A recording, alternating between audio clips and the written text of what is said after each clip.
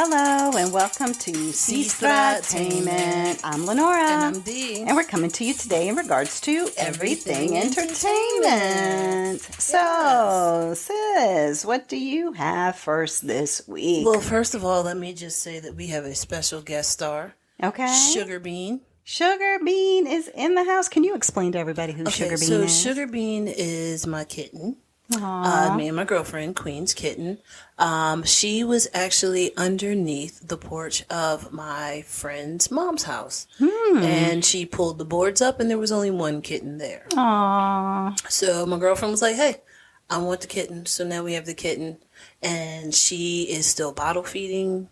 She's barely eating any wet food. So I'm just cuddling her right now. Yeah, and she has a disability. Yes, she does have a disability. She can't hear. We're trying to teach her some sign language. She's getting down to knowing, come here. Oh, okay. She knows that. We're trying to do the mouth so that she knows every time she eats, we show her a mouth. Yeah. So, just little stuff It like makes that. me wonder if the mama kitten meowed something or said something like and- follow me, and all the little kittens knew that except that's for what one, that meant, and if you didn't hear it, then you Yeah. missed it. So that's what they had said. They said that when we took her to the vet, they had said that her mother probably dropped her off because she knew that she had a disability. As her other kittens were. But she's good now. Yeah, she's got a wonderful home. She got a wonderful home. And all her brothers and sisters and mommy are probably still roaming around outside, and winter is coming. Yeah, so winter it's going to be is cold. near. So Yes. at least she'll be inside She'll be and inside, she'll warm be and good, taken care of. and her baby Yoda bed. And what? She has a baby Yoda bed. I did not know this. Okay. Yes. The whole contraption is like a hole inside of a baby Yoda head. Oh, I thought you did say a baby Yoda bed, right? Yeah, okay, yeah. not a But baby then when Yoda head. Yeah. So it's a hole in the baby Yoda head because it's like That big makes it ears the on bed. the backside. Okay. Of it. Yeah. It makes it like a whole bed and has a little pillow in there and some little toys and stuff. Wow. So yeah, she's good. Yeah, she is living her best life. Yes. So I do have some hot topics Okay. I want to go over, and then I have some stories to go with them. Okay. So when it comes to hot topics, the first thing that I did want to say is Dikembe Mutombo, the all-time leader of defensive plays, has passed away at the age of 58 from brain cancer. What? Yes. Is that what it was? I did not know that. It was brain cancer. So, giving out, he's getting all his flowers. He's gotten his flowers while he was alive. He's getting his flowers now. And, the NBA is definitely taking the loss. So, everybody knows Dikembe Mutombo. No. With his finger waving back and forth. What commercial was that? Geico or something? It was doing that? I don't know. can't remember. I feel like if they had him on the commercial, he was always no. Yeah, and he was super tall. There's tall basketball players, and I just felt like he was even taller. Exactly. So I do. So that's some information about somebody else that passed. Did you have information about someone? I did, but mine's it's a story. So you can go keep going. Keep going. I'll say it during the hot topics, but it's a thing. Okay. Well, I also have another hot topic about an 81-year-old Montana man who is sentenced to 6 months in federal prison. Let's hear the story now. Okay. An 81-year-old man in Montana who's been charged with federal felony wildlife crimes for cloning a giant foreign sheep here in the U.S. for hunting purposes. Let me try to explain this. So this 81-year-old man, his name is Arthur Schubarth. He imported sperm, tissue, and testicles from a Marco Polo sheep, the largest in the world, and then successfully took that material and made a full living sheep out of it. Then he crossbred that sheep with a Rocky Mountain Bighorn sheep and created a hybrid sheep that he called the Montana Mountain King. And the plan was to sell those, which he actually did, to people who wanted to stock preserves exclusively for hunting. The authorities were not fans of this move, and they've given him a 6-month sentence. The judge said this is to deter anyone from, quote, changing the genetic makeup of the creatures on this earth. An 81-year-old man in Montana. So let me get this straight. So he knew how to. How do you know automatically to? When you're 81 years old, you never know what you know at 81 years old. So maybe. But was he a geneticist? Was he I don't somebody? have all that information. like that just is boggling my mind because, like, okay, you have sperm, you have a testicle, and you have some cells, and therefore you take this and he inseminated something else and created a hybrid of something. But how do you know that thing would get pregnant by some other thing and that it was okay? I don't know. I don't know. He's 81. It's too much. He's MacGyver of genes. That's all I know. So he is serving time for cloning a giant sheep. Wow. Yeah. It's called the Montana Mountain King is the name of the sheep. But it's not from Montana. I don't know what country it is from. So, that 81-year-old man, hopefully he is going to be okay and he will be able to see, the fruits of his labor later on in life. I don't know. I would rather not have these genetically modified. We already have enough genetically modified. We don't need genetically modified sheep and stuff. Exactly. And he wanted to do it for hunting purposes anyway. Yeah, it's wild game to kill. Exactly. Yeah. Interesting. Okay. All right. So also another thing that happened was a massive chemical inferno. So here's the information about that. People east of Atlanta are still worried about returning to their homes today after a fire at this pool chemical plant forced them from their neighborhoods. Colored clouds of burning chemicals filled the sky in Conyers, Georgia for most of the day Sunday, and people miles away could see what looked like skyscrapers of smoke. I want to strongly... Oh, no, I didn't mean to turn my phone off. Yep. Please spread the word to stay away from this area at this point. It was dangerous to breathe. So authorities shut down the busy interstate nearby, backing up traffic in both directions for hours. Families who agreed to leave spent the night in makeshift shelters. If you choose not to evacuate, please do not get out and ride around and take videos of what's going on. Either leave or stay, but don't be wandering around in the city. The fire initially broke out in the morning inside the Biolab pool chemical plant when water from a sprinkler mixed with a product and caused a chemical reaction. Firefighters were able to put out those first flames, but then the fire later reignited and the building collapsed. What you're seeing is still that chemical reaction from that water reactive chemical product. Investigators aren't sure yet which chemicals burned and released into the air or what caused the fire to reignite. More than 17,000 people east of Atlanta are still worried about returning to their homes today after a fire at this pool chemical plant. Yeah, so therefore the plant is actually in Conyers, Georgia, which is right outside of Atlanta. I think it's like literally right outside of Atlanta. So with that, they said that from miles away, you could see the burning, the smoke. And they were saying that they were telling people, hey, look, just stay in your homes. Don't come out. Like, you could see this from afar. Please don't travel over here. They don't know for sure what pool chemicals it was. Yeah, they don't know what reignited it or what the chemicals were that made it start in the first place. Exactly. So that is one thing that I did have, just thinking about those people that are out in Georgia. Yeah. Another thing that I did have is more Diddy news, and this is from Perez Hilton. So, it's gotta be legit if it's Perez. Be legit if it's Perez. Yeah, Perez. Hold on a minute, 'cause it just broke my brain. Okay.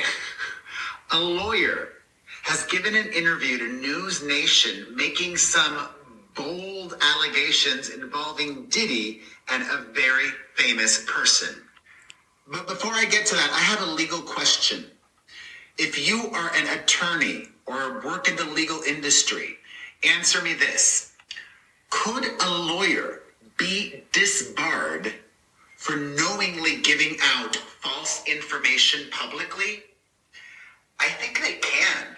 That's why I think this attorney that has spoken out just now to News Nation is very credible. And also, News Nation would not just put anybody on TV. Ariel Mitchell Kidd is the attorney for a new Diddy accuser who, in addition to discussing a celebrity, which I'll get to, says that she has been contacted regarding the sale of one of the Diddy tapes.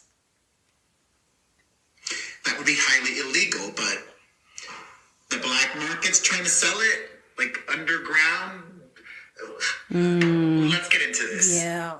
Mitchell Kidd says, quote, there already have been tapes leaking around Hollywood being shopped around, but one particular person contacted me to shop a particular video. I can tell you the video was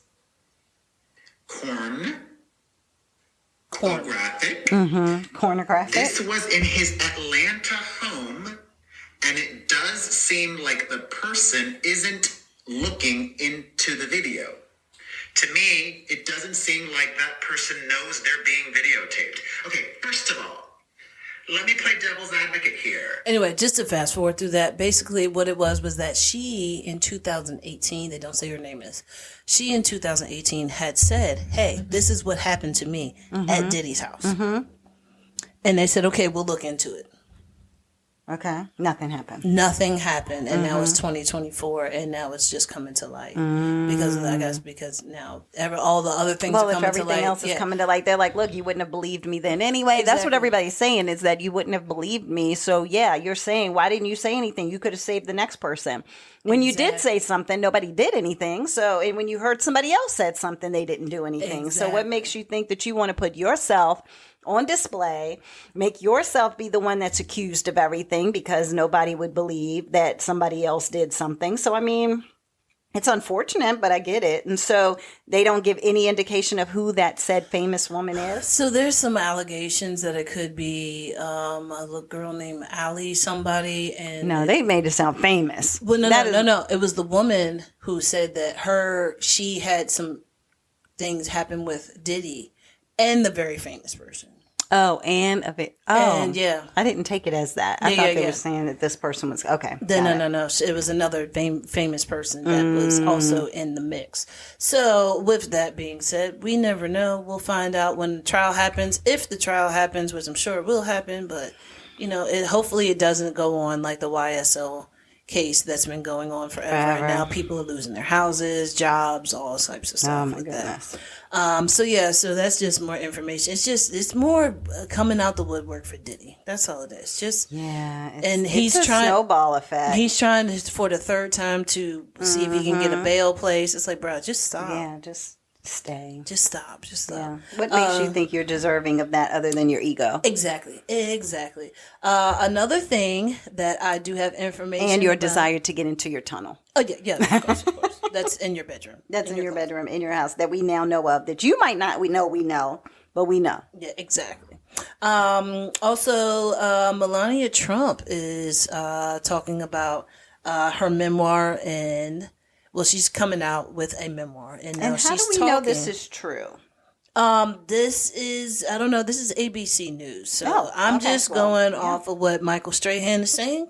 Oh, okay. Because, he's on national television. National news. This if isn't he's a wrong, TikTok investigator or anything like that. If he is wrong, then therefore... they will be the ones that we are, I will come back and say, well, Michael Strahan said. Right, and then he had to go back and say. But so this is some information that is happening with Melania. Okay. Trump's defense of abortion rights. The former First Lady reportedly wrote in her upcoming memoir that abortion is a, quote, woman's fundamental right, end quote, in opposition to her husband's views. Rachel Scott joined us with more. Good morning, Rachel.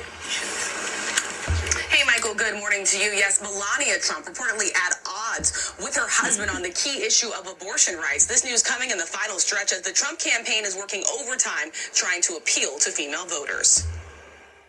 This morning in the final weeks of the 2024 campaign, and just as her husband is trying to appeal to female voters, a report that Melania Trump is publicly breaking with her husband on abortion rights. In her upcoming memoir, the former First Lady reportedly writing, "Why should anyone other than the woman herself have the power to determine what she does with her own body? A woman's fundamental right of individual liberty to her own life grants her the authority to terminate her pregnancy if she wishes." Adding that a woman's autonomy should be free from any intervention or pressure from the government. And reportedly writing she has carried this belief throughout her entire adult life. The excerpts were obtained exclusively by The Guardian and have not been verified by ABC News. It's a sharp contrast to the former president, who has repeatedly bragged about nominating 3 of the Supreme Court justices who overturn Roe versus Wade. We gave it. So basically what's going on is Melania's like, I think that it is a woman's fundamental right to be able to have an abortion, and with her husband being so anti-abortion, pro-life, and making sure that Roe versus Wade is, thrown out. So now they have this, another question that she was asked was like, oh, are you going to be with him on a campaign trail? And she said, we'll see. Well, this, honestly, can I just keep it real? Because nothing happens by accident. I think this is a first lady who does not want to be or a former first lady who does not want to be a first lady again. I think she's like, it's too much spotlight. Before. I don't want all of the eyes on me. I don't want to have to feel like I have to do things for public service. She didn't marry him for that. She married him so she could be the trophy wife and sit in the nice, beautiful house and live her best life. Exactly. Not go around and hug babies and, all of that stuff. That way. Yeah. So, and I mean, I think that she's like, well, I'll do it if I have to, but if something quote unquote leaks and it says this, that, and the third, that's in opposition to my husband, then would that cost any votes? And then maybe he won't be in there. So maybe she is I don't know. Maybe she is trying to undermine she don't want to be there. I don't think she does. I don't think she wants to be there in the beginning. Either that or she is just like, look, if I am going back, I'm going back on my terms, which is I'm going to be who I need to be. And y'all aren't going to make me, feel like I have to toe some particular line. Exactly. So either way, and then that's also her prerogative. Yeah. But then that's also the thing. It's like, husband and wives don't always see eye to eye. So therefore, it's like this could just be a husband-wife thing. The only difference is that it's national. It's a national thing because this is the president. This is for the husbands and wives that don't get along. Exactly. Wasn't there a Republican and a Democrat that were married or whatever, and they were always on like ABC or NBC in the mornings or something like that, going back and forth? Well, they have the woman. Oh gosh, I can't think of her name right now. Kelly somebody. But anyway, and her husband. I don't know. I can't remember who it was. But there's people who have been married to people of other political parties. Yeah, exactly. Omarosa currently is either married or engaged to somebody who is of a different political party. And it is what it is. It is what it is. So we do have some information. So what was your hot topic that you had? Let's go into it. Juicy gossip. I have two things. One, it's not good news because a very special actor, John Amos, passed away, which John Amos was the father on Good Time. Anytime You Need a Payment. Good Time. Okay, I'm not going to sing it. Anyway, but so he actually, the father, James. Yeah. So anyway, so that father passed away. James, John, now I'm calling him James. John Amos was 84 years old. We found out he passed away on October 2nd. He passed away August 21st. Huh? So we found out, and his family found out. Oh, and his family. Oh, did they find him? No. On August 21st, outside of his son, who was supposedly taking care of him. The one who looks just like him, but is light skinned? Mm-hmm.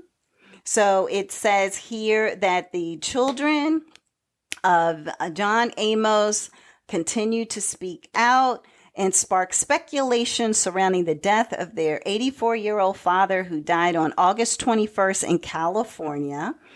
But everybody found out October, which is crazy. Yeah. It says here that Kelly Christopher, or Casey Amos at 53, informed the county of his father's passing.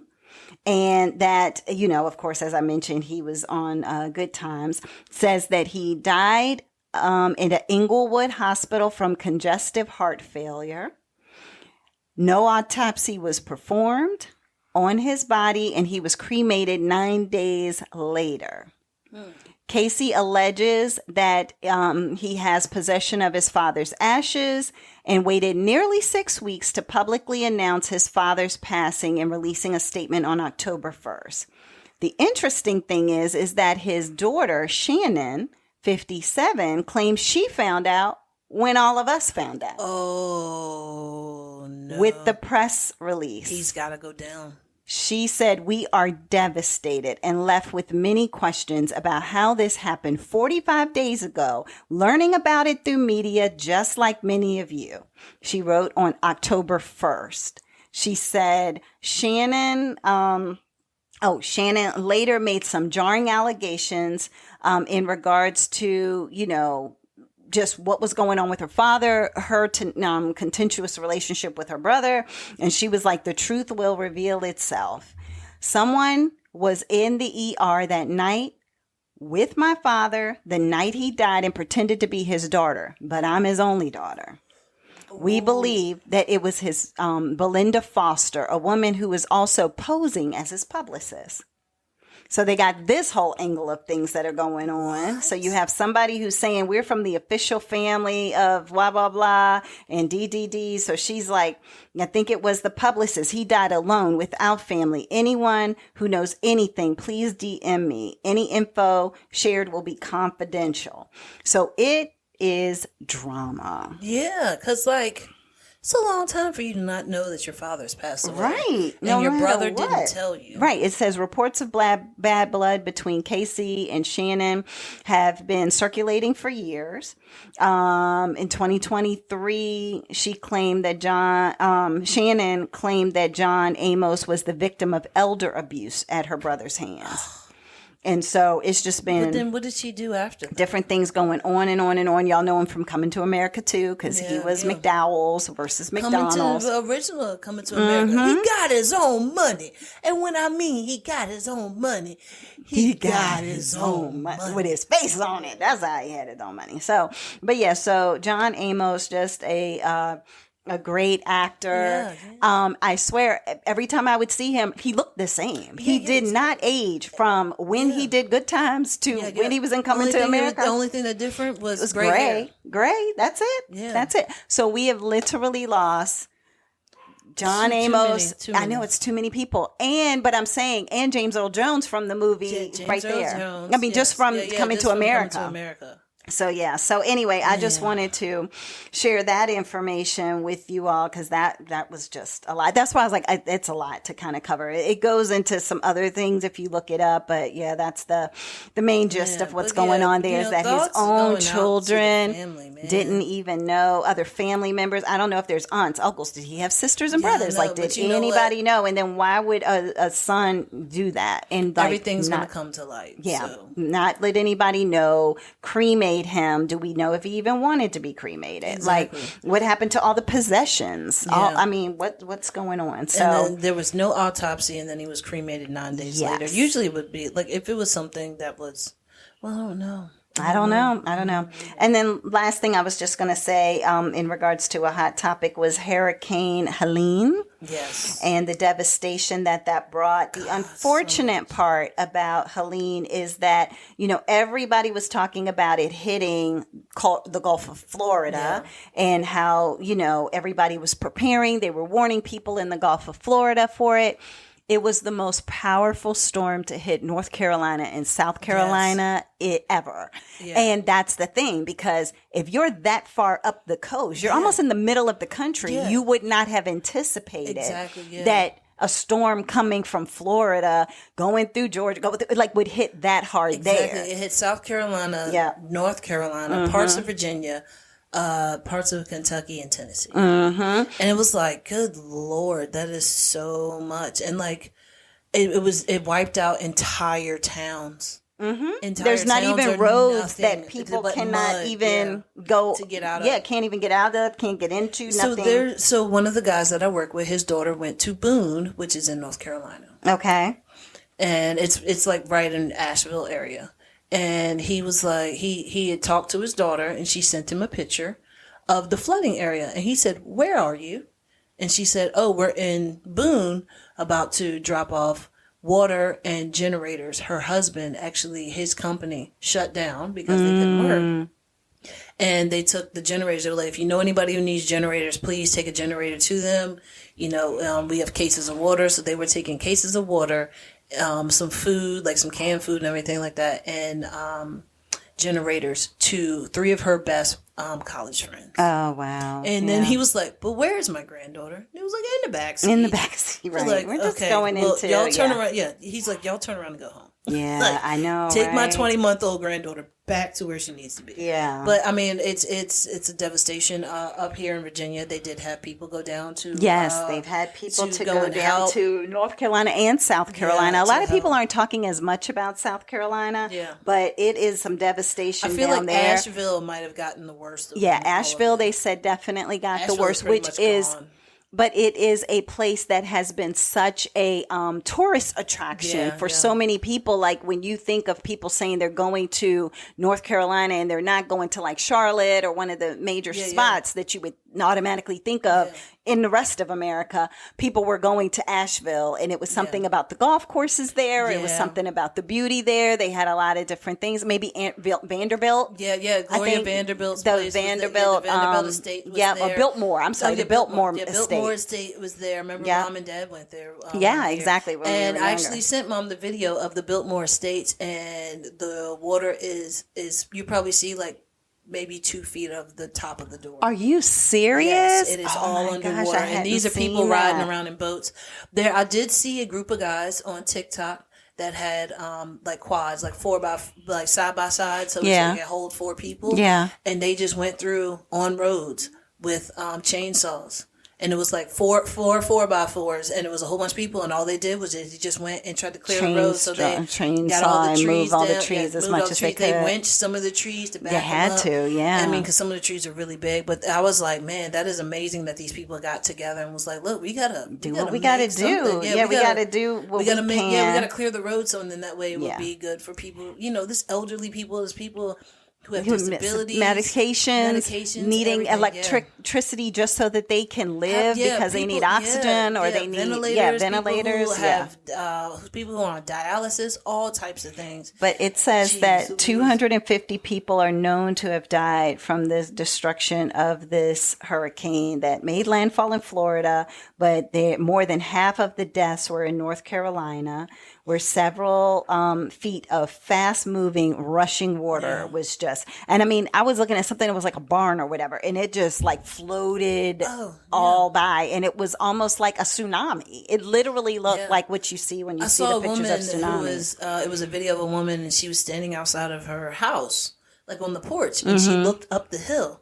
And then all you see is trees fall. All you hear is her say, "Get in the house, get in the house." And you see the mud come down. It's a big mudslide. And it was coming down, and she stood inside of the house, and you could see it. It was nothing but mud and water that just came up on her porch. And just kept going down. But I mean, I don't know. She cut off the video. She was probably like, "Let me go ahead and stop recording and get myself together." The videos of the people. One guy was like, "My car's gone. The car's gone." His wife is like, "Honey, it's okay. It's okay." He's like, "Okay, but the car's gone." She's like, "Honey, it's fine." Yeah, like you're here. That's what's important. You weren't in the car. Yeah. So, but they said hundreds are still missing. President Biden visited North Carolina on, I think it was the 2nd. And basically, they have here that 1,000 active duty soldiers as well went to North Carolina delivering supplies, food, for these isolated communities. Like, it is absolutely a horrific disaster. If people want to give, then of course give to your local, or National Red Cross, as well as to, they said there's a National Voluntary Association active in disaster fund. I don't know what that is, but National Voluntary Organizations active in disaster, and they're seeking public assistance. So for anybody who wants to do that, but they said it hit Florida, Georgia, North Carolina, South Carolina, Tennessee, and Alabama the hardest. I didn't even hear anything about Alabama, man. I know. So who knows what, even happened there that we're just not hearing about, and we're kind of further away from there. So, but the most I've heard was Asheville and a couple of places in Florida. And they, like I said before, the governor of Florida was like, write your name and close of kin, phone number, something like that. Right, so on that yourself. if you cannot leave, so then that way we'll be able to identify you, because they knew right then and there that it was going to be tough. It was going to be bad.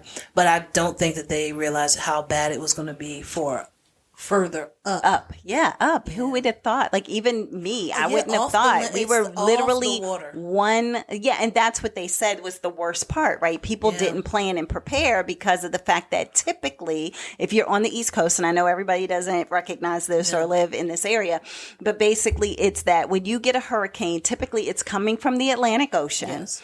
And it's coming from the side. So if you're looking at a map of the United States on your right-hand side, you would have like New York City and DC and all the way down to Florida, right? So you would have it come from even further on the right-hand side and come right into your city or your state, right? Coming from that direction, straight from the ocean. This time what happened is it was down low near Texas and Florida, But it was the closer Gulf to of Florida. Yeah, it was but it was like the Gulf of Mexico is what I'm Yes. saying. It wasn't the Atlantic Ocean. So when it comes in from the bottom and how that devastation that you had like in Louisiana Like with Katrina, when you had Katrina, it's like think of that much devastation, but it happened for 4, 5, 6, 7 states. Yeah, God. Like instead of what we had only heard about for Louisiana. in So Louisiana, that's the scope and scale of I know, it's this horrible. particular storm. So It's just to sad, keep that but in mind. just making sure that all those people are okay and safe, Yeah. and just like I said, if you can, just donate to Mm-hmm. your local Red Cross. If you have time, if you have vacation time, go down there and help. Yeah, out. maybe. I mean, depending on what they want people to do, what they are recommending, because you don't want to be there and in the way. Oh, yeah. No, And I know that yeah, from fine, having worked for a utility company that has now sent people down there to help out with this. I think a lot of people are in right now, Georgia and South Carolina. I know for sure South Carolina, and supporting and helping out But with I'm sure the cause. FEMA's out there, so I'm pretty sure It's so you'll everybody, be able yeah. to reach out to them and be like, how can I help?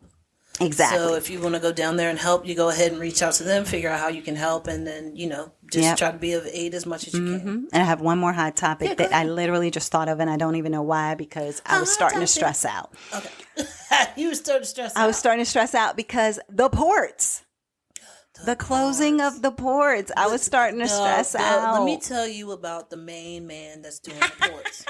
He's like, look, they got $4 billion over there and they don't want to pay us. You got to pay our guys. We tired of hearing kids and human beings inside of all these containers. We don't have to put up with this. Pay our guys. And I'm like, wow, this dude is going hard for his people. Yes. And I respect him. I respect it Because too. He was cussing because he asked one lady, I don't know if you saw it. He was like, "Is this on national TV?" And she was like, "Yeah." He said, "We don't give a F." And I was just like, "Whoa."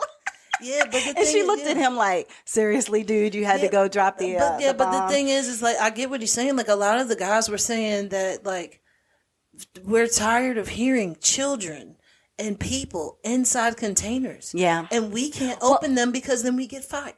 Right, exactly. It's like we can't even save we can't people, save and you can people. hear people screaming and yelling, and it's hot out here, so it has to be hot in there, and people are dying, and you can't do anything. And oh, by the way, and it's almost like, because the biggest part of this, so the way, for the strike, let's start from the beginning. So the longshoremen and, at the ports, they were saying we need to have a strike because, number one, the West Coast people are getting paid a whole lot more than us as the East Coast people, right? So it's East Coast, West Coast beef. No, I'm just joking. But it was East Coast, West Coast. And they were just like, look, we just want our fair share like they're getting, right? So, of course, the West Coast people were like, yeah, absolutely. That makes sense. Yeah. So what they were asking for was a 77% raise over 6 years. So, give me increments, but within Over 6 years, we should have 77% more money than we're making right now, right? So one person was like, well, they're already making probably $80,000 a year. Well, the guy on the East Coast, the one who was with all of that voice, he was saying, I got people out here working for $20 an hour. Right?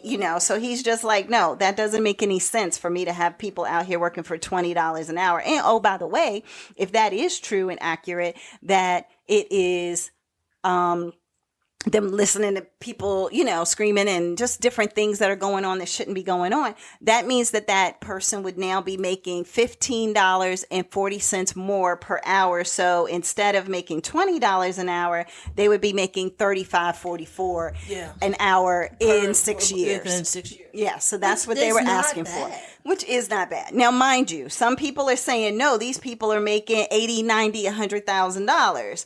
That's what they're saying. I didn't say that, but that's what some people have said. So even if you're making $80,000 times 77%, that's going to give you a good little chunk of change, right? So you're going to be making $61,000 more.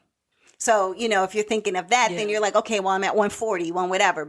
And then the other part to that was the automation, right? AI. Yes, they had said and so about that. I don't know if anybody has seen, but they already have at some ports, I think it's the port of Alabama and somewhere else, where it's all AI things that are moving, almost like how you go into a Sam's Club or a Walmart and you got like the AI thing cleaning the floors, right? I mean, the robot, right? It's just going through and robotically cleaning the floors. Restaurants and they got the little thing bringing you your food to your table, but still somebody has to pull it off of there and put it on your table. But eventually one day they may say, take it yourself. But then also building cars. Right, exactly. So what it showed was that there's these like tractor trailer beds only that are navigating a whole shipyard. And so you have the big electronic arm that picks up the right thing, puts it on there, and maybe puts 2 or 3. And then that thing goes and navigates and stops, pauses, waits for the next one to pass by, goes by, all that. So the longshoremen were like, look, it is not fair that y'all are going to try to make all your billions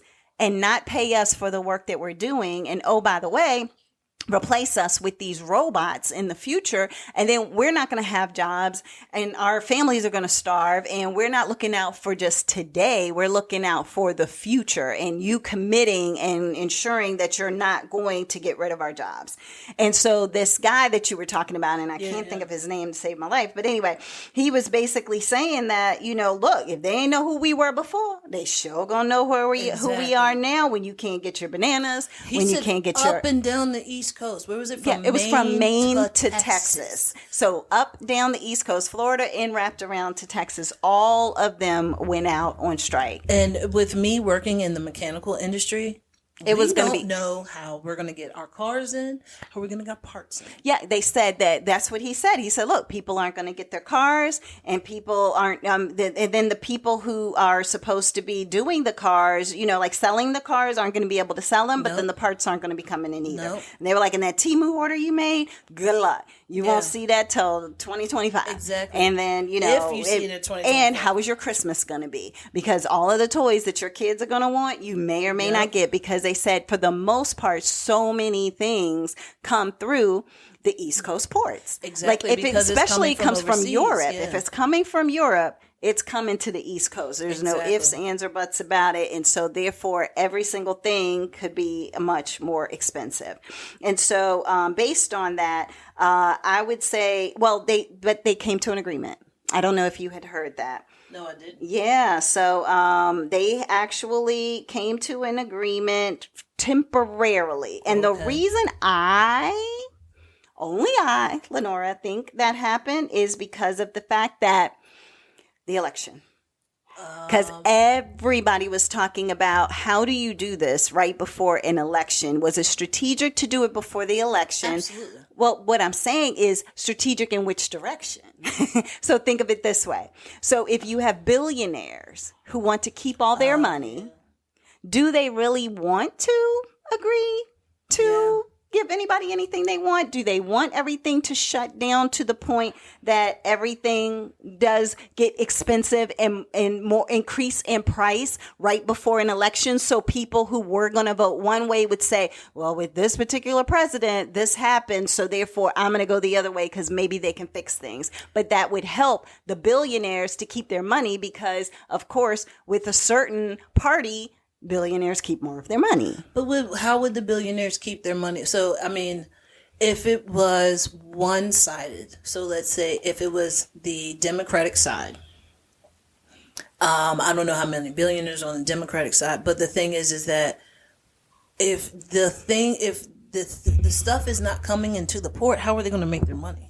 No, the thing is that it doesn't, that's irrelevant, right? Because if y'all gonna walk out, that's y'all. We could hire contractors who cross the line. We could get those robotics in here to do the work. Like, they're gonna make their money. Yeah. And like they even said, like the guy who was running it, he said, look, if somebody had asked him, look, if you all are asking for 77%, where is that going to come from? Because it's not coming from the billionaires. That's where they wanted the billionaire, right? They want it to come from the billionaires, but they know that the billionaires are going to charge that back to the customer. So they're like, you asking for 77%. We all agree with that, but you know that the billionaires who are greedy, and oh, by the way, if they don't have to be regulated, then they can do whatever they want to do. And that's going to be totally fine. And so that was kind of what the situation was. But anyway, so now what ended up happening is that the dock workers and the union that represents the dock workers, as well as the billionaire companies, they have all agreed to a stay until January 15th. Which is not only after the election, but more than likely even after the person has been inaugurated. And then, so that's why I think that the pressure became, you can't do this right before it's great to do, don't get us wrong, but you just can't do it right now. And so therefore it is suspended for now until January 15th. And they agreed to a 66% increase for now. So that is the kind of new, 62% pay raise over 6 years. I do not see anything in the articles that I have read that specifically talks to the AI part of that, which I think is a big sticking point for them. But yeah, so that's where it is. So it says the tentative agreement would bring the hourly wage for the top dock workers to $63 per hour. At the end of the new contract, which is up from $39 an hour. So they did not have anybody working on that dock making more than $39 an hour, which $39 an hour times, as I know as an HR professional, 2080, because that is 40 hours a week times 52 weeks equals $81,121. So the top dock workers have been making $81,120, and now going forward with the new amount that they'll be making at $63, they can make $131,000. Not too shabby, right? So there you go. So anyway, that is what is going on with that. I was trying to find the video, but I couldn't, of the gentleman who was, he was a little spicy though. And, we try not to use profanity here on our page, but he definitely was explaining his level of frustration and all of that in regards to what people were not trying to do to support the longshoremen. So, but yeah, right now it says here that they have ended the strike. So that's the last thing that I had. Okay. Okay, well, that's good. It's ended. Yep. It has kind of ended. It has ended until January 15th. Let's put it that way. And everybody seemed to be happy with that decision for now. So we'll see. All right, good. All right. So we have spent 43 minutes talking about hot topics. What is the world? So, what did you have next then? Or is it still me to do something? I don't know, but I feel like I talked about a lot. So you go ahead. Okay. I want to go ahead and I want to talk about a movie that I just recently saw on Netflix. It's I don't know if it's a movie or a documentary. I can't remember. I think it's a documentary. Okay. It's called Take Care of Maya. It's on Netflix. So you have a young girl around the age of 9. She started having pain in her legs. This is actually a documentary. I'm sorry. Started having pains in her legs and her feet. That was similar to how our nephew Steven was. So her feet was starting to turn in and everything. And she, her family didn't know what it was. And they said it was dystonia. Oh, I never heard of that. Okay. So they had a doctor, Dr. Anthony Kilpatrick. He found that it's CRPS, and for certain treatments for it, because you can't have it done here, you have to go to Mexico to do the treatments. Now, the treatments that they give you in Mexico, they give you ketamine for the treatments. Oh. Okay. You do a 5-day ketamine coma. And they say that it helps a lot with headaches and pain in the hands, legs, feet, everything, stuff like that. So... And that is what Matthew Perry passed away from, right? I'm just double checking. I don't know, because I thought that recently they just found that it might have been a homicide. Oh, Yeah. okay. So Never mind. yeah, so they did the test, and she afterwards she had great movement. She did so much better playing around, and she was back to school, and it worked for a while until the Hurricane Matthew came. Okay. All right, so she had pain in her stomach and begging for help, and it sounds like withdrawals. So they took her to the ER, told the doctors what was happening, and told her what they were giving her. And the nurse was like, well, we can't give her that. And they were ready to arrest the parents. Oh, wow. Exactly. Mm-hmm. So with that being said, a woman walks in and asks them a bunch of questions. Now, the questions that she's asking them, they thought it was like, okay, is this a nurse or like, what is this woman? She was a police officer, but did not identify herself. So with that being said, now the family is telling everything that's going on, thinking like they're telling a nurse everything that's happening. No, you're actually telling the police officer that you have been giving your child ketamine. Right.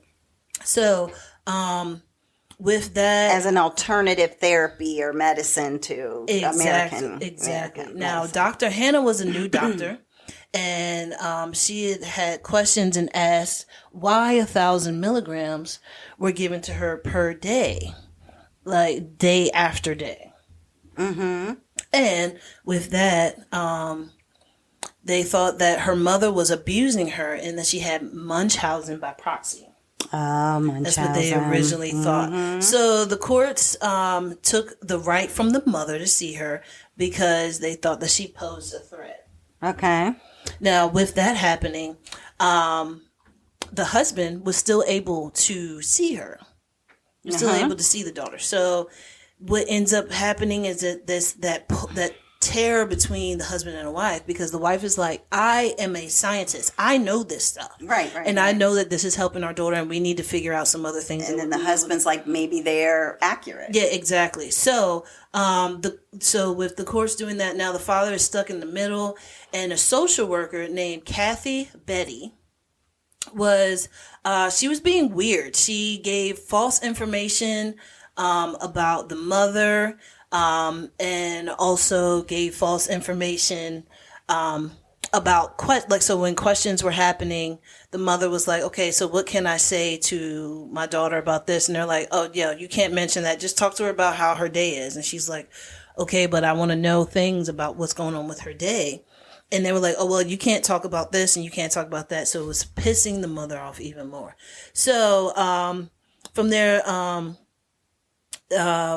Kathy and Sally Smith were also like caseworkers or whatever. And they were saying that they thought that they sided on the court side and they sided with the hospital and took the rights from the mother, causing so much turmoil in the family. So like there is death in this.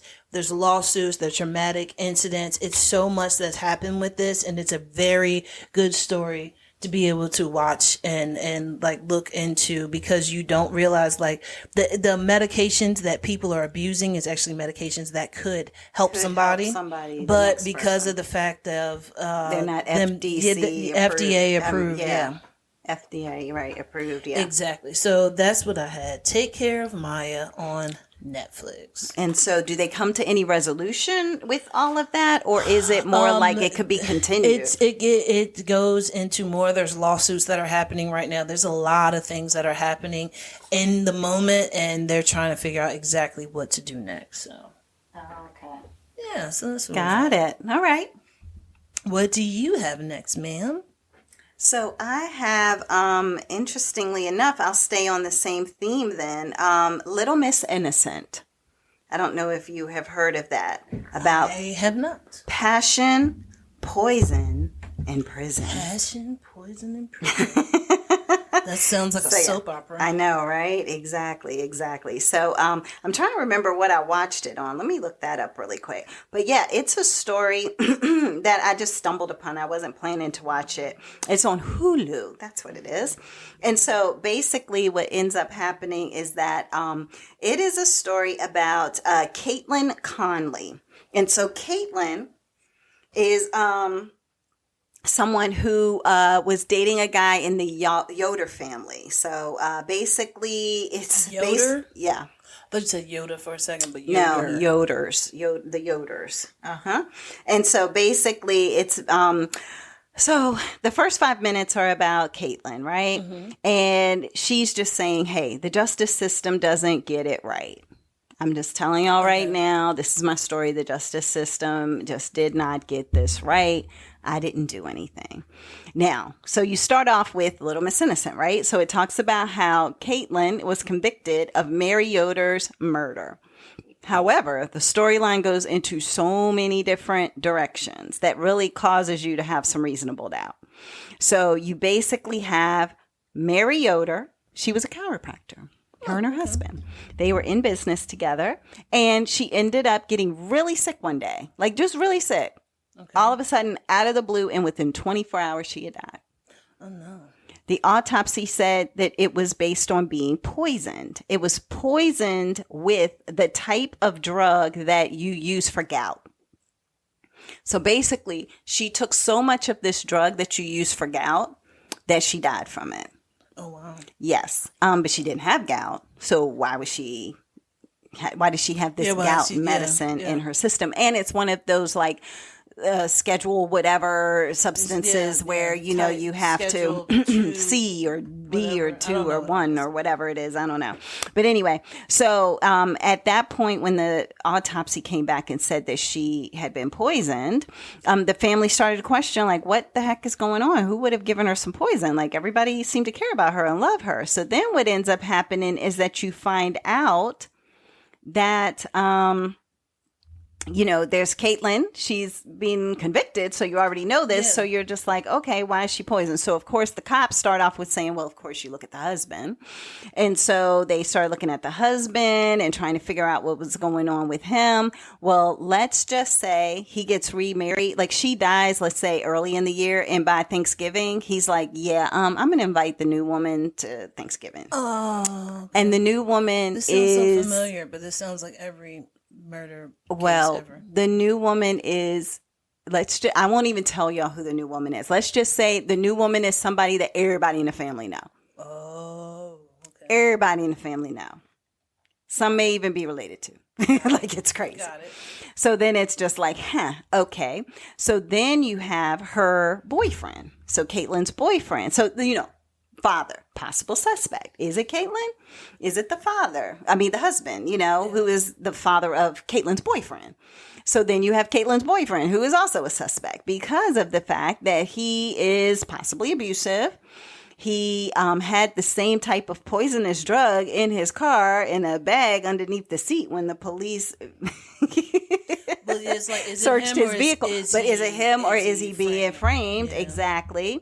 And he basically was like a mama's boy to a degree, but then at the same time, he was like, they had like, I don't know, it was something going on with him and his mom to the point that it was like, okay, would he have wanted to do this to her? Like incestuous? No. More like just the ups and downs of relationships with your parents, and you not love them, then you're like frustrated, and maybe you're too much alike, and then maybe your mom's trying to tell you you need to stop doing the drugs and stop drinking so much, and then you get upset and pissed off and blah, blah, blah. So then it becomes, okay, well, is that a reason why he would want to, you know, harm his mom because of all of that back and forth and stuff? And oh, by the way, he had this in his car. And then they're like, but was it Caitlyn? Because Caitlyn and the boyfriend had broken up. And if she knew that he was that close to his mom, is that just the simpleness of her just being like, you know what, how I'm going to hurt you like you hurt me is I'm going to take your mom out.